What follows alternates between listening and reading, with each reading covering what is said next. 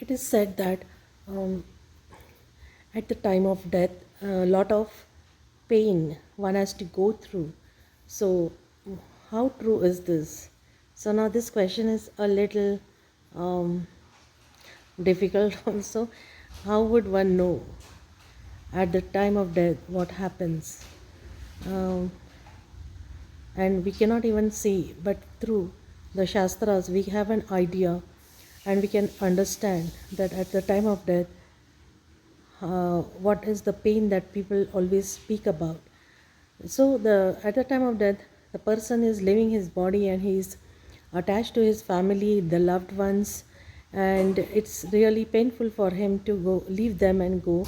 So that could be one pain. But for one who has already always practiced devotion the to Bhagwan, and he has spent his whole life, in the service of the Lord, and he has lived by the Shastric principles. So, for such a person, death is just a change for such a person. He doesn't have to go through all the pain. He takes it as the blessing of the Lord. So, a person who serves Lord in his whole life, keeping in mind the Shastric principles and instructions, and he lives according to that with his family in a Adarsh Gruhastashram.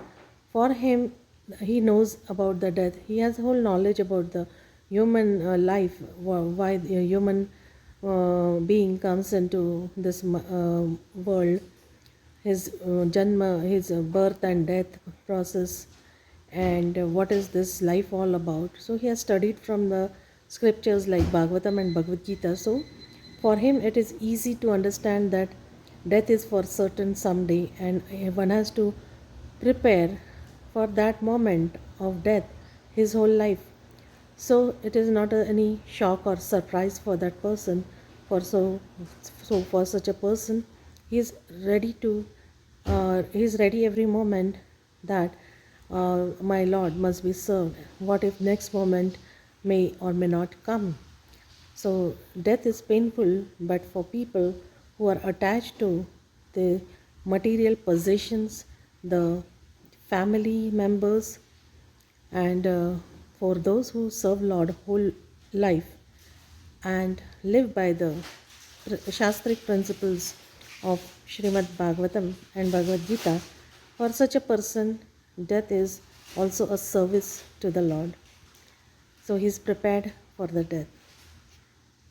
Hare Krishna. Thank you very much.